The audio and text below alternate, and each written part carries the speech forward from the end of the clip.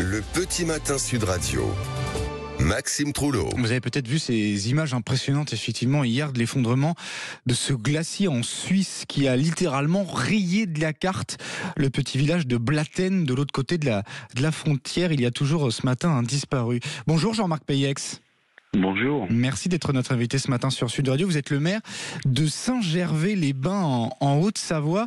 En fait, vous n'êtes qu'à une centaine de kilomètres du drame, hein, c'est ça? On est en plein sur cette chaîne des Alpes à l'est d'Annecy et de Genève.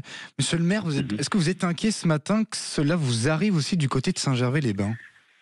Alors inquiet, si vous voulez, on pourrait plus vivre si on était inquiet tous les jours. Ouais. Je crois que les risques naturels, il faut accepter déjà une chose, c'est que ce n'est pas l'homme qui décide, l'humain qui décide, mais c'est la nature.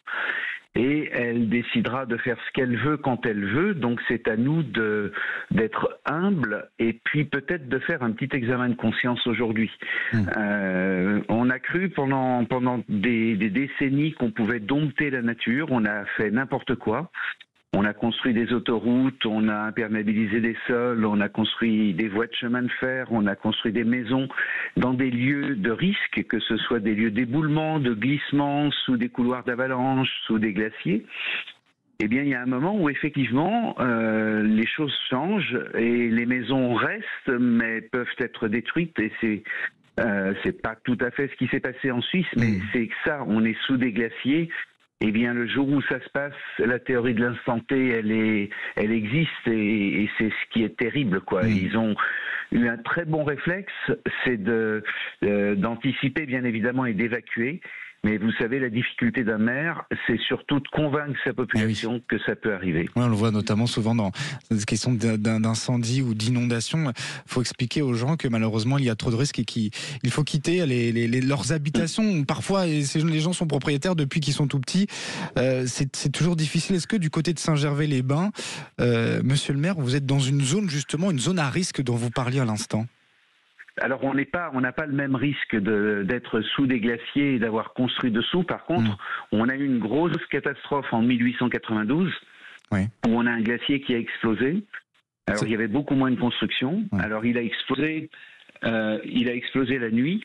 Il a explosé, c'était dans la nuit du 12 au 13 juillet et ça a fait à peu près 175 victimes. Alors quel était le risque à cette époque-là? C'est simplement que la lave torrentielle à un moment a été bloquée par une gorge et il y a eu une élévation et donc c'est reparti comme un bouchon et ça a tout rasé sur son passage et la lave a rencontré une deuxième gorge et il y a eu la même chose au terme de Saint-Gervais. Donc ça, depuis, on surveille. On a eu un épisode où on a cru en 2009-2010 retrouver la même poche dans le glacier et le même risque. Et on a tout fait pour protéger la population, mais on n'a pas pu supprimer le risque.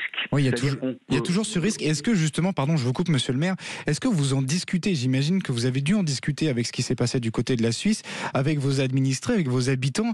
Est-ce que eux, ils craignent le pire? Est-ce qu'ils sont prêts, en tout cas, au pire? Alors, si vous voulez, nous, on est le glacier maintenant le plus surveillé du monde. Il y a des capteurs, on fait des études tous les ans depuis 2010, on vide les poches quand elles sont trop importantes. Donc, les gens peuvent dormir sur leurs deux oreilles. Mais par contre, s'il y avait un phénomène, on a des sirènes donc qui se déclenchent automatiquement s'il y a une rupture. S'il y a ce phénomène, seuls les gens peuvent s'enfuir. On peut rien pour eux. Les pompiers pourront pas venir les sauver. Les gendarmes pourront pas venir les sauver. Ils entendent la sirène, ils doivent partir. Et c'est ce qu'il faut que les gens comprennent. Les dispositifs sont faits.